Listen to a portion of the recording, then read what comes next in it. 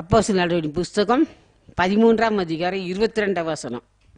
பின்பு அவர் அவனை தள்ளி தாவீதை அவர்களுக்கு ராஜாவாக ஏற்படுத்தி சவுலை தள்ளிட்டு என்ன சொல்ற, தாவீதை ராஜாவா ஏற்படுத்தி ஈசாயின் குமாரனாகிய தாவீதை என் இருதயத்திற்கு ஏற்றவனாக கண்டேன். பாத்தீங்களா, தாவீது எப்படி இருந்தாரா? இருதயத்துக்கு ஏற்றவராய் கண்டே. பார்த்தீங்களா, ஒரே ஒரு வாழ்க்கை, அவர் இந்த வாழ்க்கையை அப்படி வாழ்ந்து முடிச்சிட்டாரு.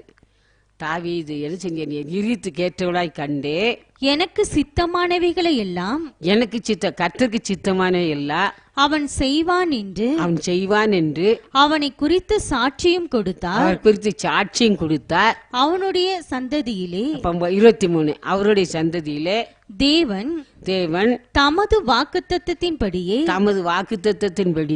இஸ்ரவேலுக்கு இரட்சகராக இயேசுவை எழும்ப பண்ணினார். ஹல்லேலூயா சொல்லுங்க, ஹல்லேலூயா.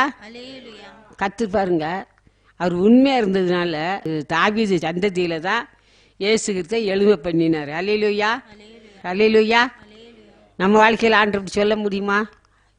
நம்ம எப்படி வேணாலும் வாழலாம். நான் என்ன வேணாலும் செய்வேன், என்னுடைய விருப்பம், நான் என்ன வேணாலும் செய்வேன், என் வாய் எதை வேணாலும் பேசலாம், என்ன வேணாலும் செய்வேன், நம்ம செய்யலாம். ஆனால் ஒரு நாள் ஆண்டு வரும்போது என்ன செய்ய முடியும்? நான் இந்த கொடுக்கப்பட்ட நாட்கள் பொல்லாத ஆன அப்படின்னால காலத்தை பிரயோஜனப்படுத்திக்கலாம். கத்தோடி வேதம் சொல்லுகிறது, உண்மை உள்ளவன் என்ன எவ்வளோ ஆசீர்வாதப்படுவாங்களா? பரிபூர்ண ஆசீர்வாதம்.